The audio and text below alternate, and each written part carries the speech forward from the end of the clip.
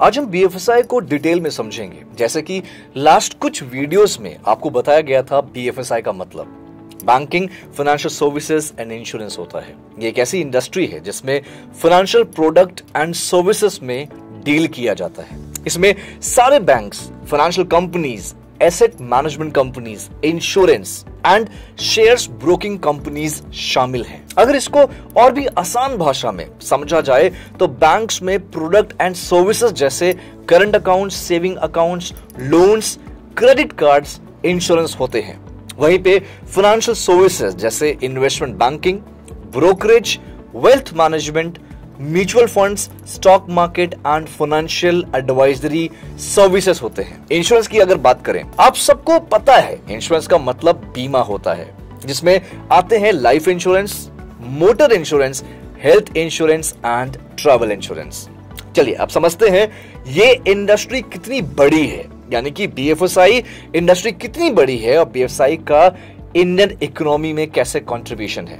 अगर दोस्तों world level की बात करें, बीएफएसआई वर्ल्ड की सबसे बड़ी इंडस्ट्री में से एक है। 2023 में इसका वर्ल्ड मार्केट वैल्यू $44.2 ट्रिलियन था, जो कि बहुत बड़ा फिगर है दोस्तों।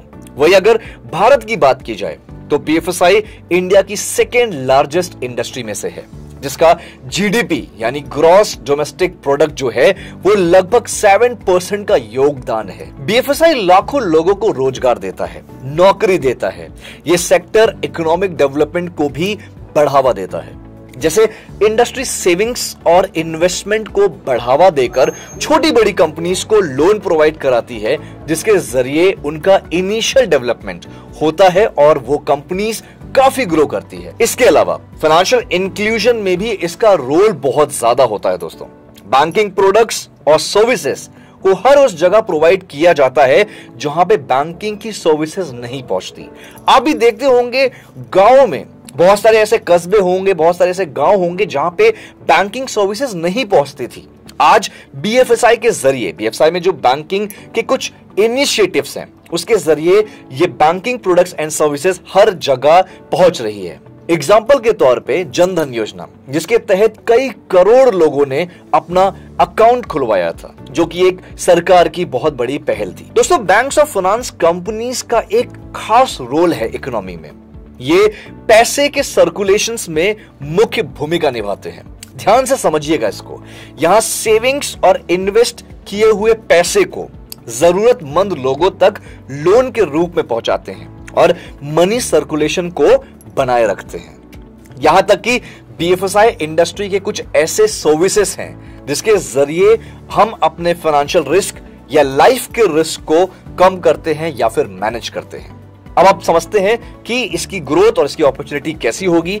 इंडिया की पॉपुलेशन दोस्तों, मिडिल क्लास की ग्रोथ और urban and semi urban market एक बहुत बड़ी ग्रोथ अपॉर्चुनिटी है।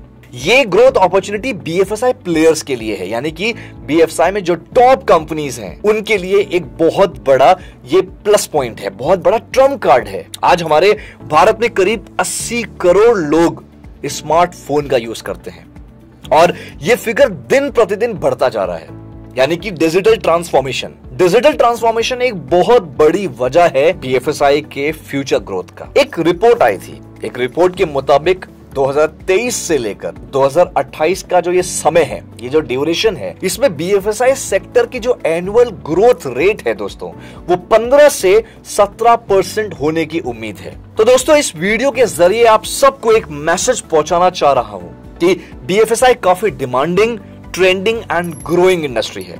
बीएफएसआई से ही रिलेटेड हम यानी अड्डा कुछ नया लेके आने वाला है। बस थोड़ा सा इंतजार करिए। तारीख है 23 जुलाई। जी हां, अपने जहन में ये तारीख रख लीजिए, 23 जुलाई, जहां पे आपको कुछ सरप्राइज मिलेगा। और बेशक दोस्तों, ये जो सरप्राइज होगा ये आपके करियर के लिए बहुत बड़ा पॉजिटिव सिग्नल होगा। तो दोस्तों, जुड़े रहिए, स्टे ट्यून विद अड्डा 24/7। अपने ऊपर काम करते रहिए, पढ़ते रहिए, बढ़ते रहिए। Thank you so much.